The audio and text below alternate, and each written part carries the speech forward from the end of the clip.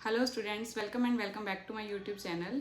सो अभी CA student के exam में सिर्फ 10 to 11 डेज ही बाकी हैं, तो अभी टाइम है कि आप सीरियस हो जाओ। आज मैं कुछ ऐसे पॉइंट डिस्कस करूंगी जो आपको हेल्प करेंगे कि आपको 10 दिन में अपना सिलेबस कैसे कवर करना है। लाइक फर्स्ट ऑफ ऑल हम स्टूडेंट को उन कैटेगरी में डिवाइड कर लेते हैं।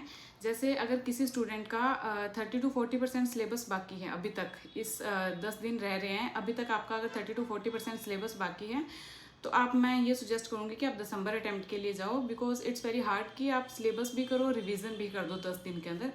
सो ये पॉसिबल नहीं हो पाएगा, तो आप दिसंबर अटेम्प्ट के लिए जाओ। बट अगर आप देना चाहते हो ये जून वाला अटेम्प्ट, तो आप देख सकते हो कि कैसा एग्जाम का पैटर्न आता है या क्या रहता है। ठीक है ना, उन स्टूडेंट की बात करते हैं जिनका सिलेबस ऑलमोस्ट हो चुका है। ऑलमोस्ट इन द सेंस कि अगर आपका 8-10% सिलेबस रह रहा है तो वो मैटर नहीं करता, बट 90% आपका सिलेबस हो चुका है। तो आपको कैसे रिवाइज करना है इन 10 दिनों के अंदर। फर्स्ट ऑफ ऑल तो जो स्टूडेंट दो ग्रुप दे रहे हैं, एक ग्रुप दे रहे हैं, तो जो भी ये 10 दिन बचे हैं ना, इनको सब्जेक्ट के लिए डिवाइड करो। जैसे फॉर एग्जांपल अगर आपके 4 सब्जेक्ट हैं, ठीक है, तो आप 2-2 दिन करके एक डिवाइड कर लो कि ये 2 दिन इस सब्जेक्ट के लिए, ये 2 दिन इस सब्जेक्ट के लिए। ऐसा मत करो कि एक दिन में आप 3 उठा रहे हो, तीनों का कुछ कुछ पोर्शन कर रहे हो। तो आप ऐसा कर सकते हो कि आप इन दिनों को डिवाइड करो, 2-2 दिन करके डिवाइड करो, और उस 2 दिन में ट्राई करो कि उस सब्जेक्ट का एटलीस्ट आप 90% सिलेबस रिविज़न कर दो उस चीज़ का।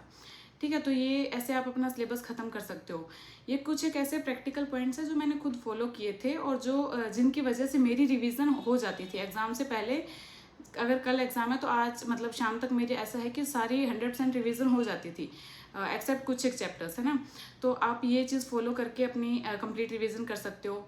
नाउ अगर आपके इस स्टेज पे आके कुछ चैप्टर्स बाकी हैं, फॉर एग्जांपल अगर आपके सिलेबस में 20 चैप्टर थे, उनमें से अगर आपके 2-3 चैप्टर बाकी हैं, तो आपको यहाँ आके ऐसा नहीं करना कि आप वो चैप्टर्स इन डेप्थ में करने बैठ रहे हो। ठीक है, आप पहले जो आपके 18 चैप्टर कंप्लीट हो चुके हैं, पहले आप उनको रिवाइज करो। देन आपके जो रिमेनिंग चैप्टर्स है, जो 2-3 रह रहे हैं, उनको आप मैराथन से देखो या फिर उनके आप रिवीजन नोट से देखो। उनको आपको इन डेप्थ नहीं करना। ठीक है, कुछ बच्चे क्या करते हैं कि उनको 100% सिलेबस करने के चक्कर में वो उनमें टाइम वेस्ट कर देते हैं। ठीक है, अगर उनमें से 5 मार्क्स का 10 मार्क्स का आ भी जाएगा, तो एटलीस्ट आपका 18 चैप्टर तो बिल्कुल क्लियर है ना। बचा हुआ जो आपका वो है 2-3 चैप्टर्स, उनको आप एज अ रिविजन नोट्स में से देख लो, ताकि आप उनमें बिल्कुल खाली नहीं छोड़ के कुछ तो भी लिख दो, है ना। तो ये एक सजेशन है कि जो बचा हुआ सिलेबस है उसको सिर्फ आप मैराथन से या फिर रिवीजन नोट से करो, और बाकी जो आपका 90% सिलेबस हो चुका है उसको आप 2-2 दिन करके डिवाइड करो अपने सब्जेक्ट्स में, एंड देन उनका रिवीजन करो। नाउ सेकंड थिंग इज कि आपको अभी इस पॉइंट पे आके आपको ऐसे नोट्स या फिर ऐसी चीज़ें नहीं उठानी जो आज तक आपने टच नहीं किए हैं।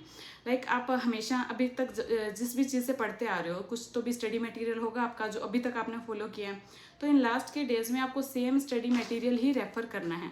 ये नहीं कि अभी तक आपने नोट से पढ़े हैं, लास्ट दिन में आप मॉड्यूल उठा लोगे। ये सबसे बड़ी गलती है जो कुछ बच्चे करते हैं। सो ये चीज़ आपको बिल्कुल नहीं करनी। अभी तक अगर आपने नोट्स फॉलो किया तो नोट्स उठाओ, मॉड्यूल फॉलो किया तो मॉड्यूल उठाओ, ऐसे आपको रिवीजन करना है। Now third and most important thing is कि राइटिंग प्रैक्टिस। तो सभी को पता है कि प्रोफेशनल एग्जाम्स में राइटिंग प्रैक्टिस कितनी ज़रूरी है। अगर अभी तक किसी ने राइटिंग प्रैक्टिस नहीं की है, तो अभी भी आपके पास थोड़ा बहुत टाइम है कि लास्ट के जो 10 दिन रह रहे हैं, अगर आप जो भी दिनों को एग्जाम के हिसाब से डिवाइड करते हो 2-2 करके, तो उनमें आप जो भी रिवाइज कर रहे हो, तो किसी भी रैंडम चैप्टर में से कोई भी रैंडम टॉपिक उठा के उसको लिख के देखो कि मैं उसको कैसे लिखूंगा। प्रीवियस ईयर क्वेश्चंस देखो, आईसीएसआई के जो सजेस्टेड आंसर्स हैं वो देखो, वो कैसे पैटर्न में दिए हुए हैं। चाहे उनको देख के आंसर लिख के देखो, या फिर अभी आपका रिवीजन हो चुका है तो आपको एटलीस्ट प्रोविजन तो सारा याद है, तो आपको सीधा बुक बंद करके आपने रिवाइज कर लिया, तो अभी उसको लिख के देखो कि मैं कैसे करूँगा। देन उसको किसी आंसर शीट से कंपेयर करो, तो ऐसे आपको आइडिया लग जाएगा कि मुझे एग्जाम में कैसे उस चीज़ को हैंडल करना है ना। तो ये राइटिंग प्रैक्टिस मस्ट है। अगर किसी ने नहीं की तो आपको बहुत प्रॉब्लम आने वाली है इस चीज़ में। तो अभी भी टाइम है कि आप दिन में एटलीस्ट 1-1 घंटा राइटिंग प्रैक्टिस के लिए निकाल लो। Now last and final message students को कि अगर आप अभी भी फ्लेक्स कर रहे हो, अभी भी आप सोशल मीडिया पे एक्टिव हो, डेली स्ट्रिक्स मेंटेन कर रहे हो, तो अभी सीरियस हो जाओ। अभी लास्ट का टाइम है, लास्ट 10-15 दिन है। अगर आप इतने टाइम के लिए सोशल मीडिया से गायब भी हो जाओगे तो कोई आपको नहीं पूछने वाला कि क्या था क्या नहीं, है ना।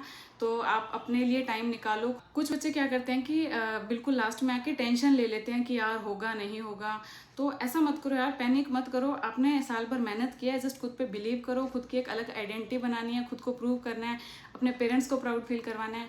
सो जस्ट लास्ट के कुछ दिन है, टेंशन मत लो, माइंड फ्री होके अपना पढ़ाई करो, ठीक है।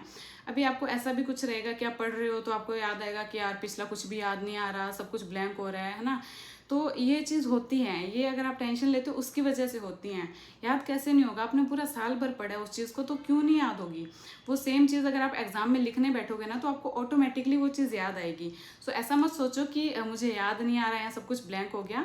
तो आपको ऐसी टेंशन नहीं लेनी है, आपको जस्ट खुद पे बिलीव करना है, खुद के लिए अपन ये अटेम्प्ट देंगे, ठीक है।